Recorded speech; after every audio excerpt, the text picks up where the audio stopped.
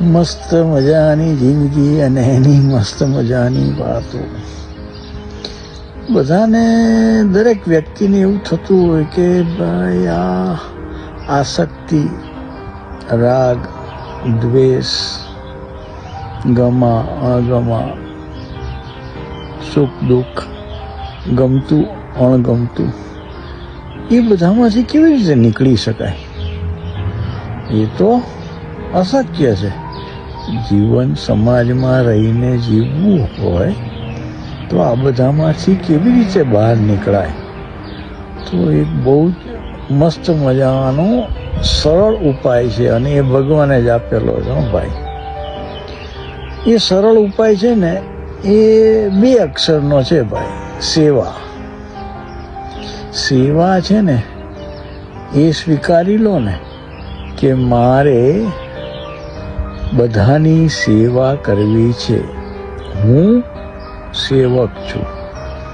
આટલું તમે અંદરથી નક્કી કરી લો ને, તો પછી શરૂઆત તમારા તન એટલે કે શરીર, તમારું મન, તમારી વાણી, એ બધાથી તમારી આસક્તિ છૂટે. તમારી વાણી સરળ થઈ જાય.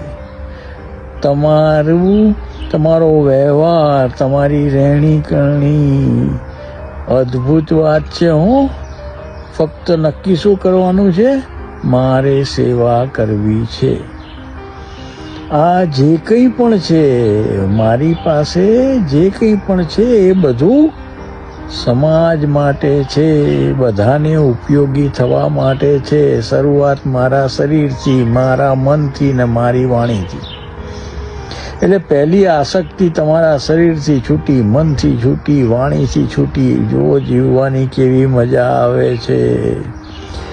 આપણા ઘરથી શરૂઆત કરવાની છે ને જો દરેક વ્યક્તિ, આ વ્યક્તિગતમાં કામ છે, દરેક વ્યક્તિ નક્કી કરી લે ને કે હું સેવક છું, તો મા બાપની સેવા કરીએ, ગુરુદેવની સેવા કરીએ, ભગવાનની સેવા કરીએ, સગા સંબંધીઓની સેવા કરીએ, ભાઈ બહેનની, પતિ પત્નીની, પત્ની પતિની.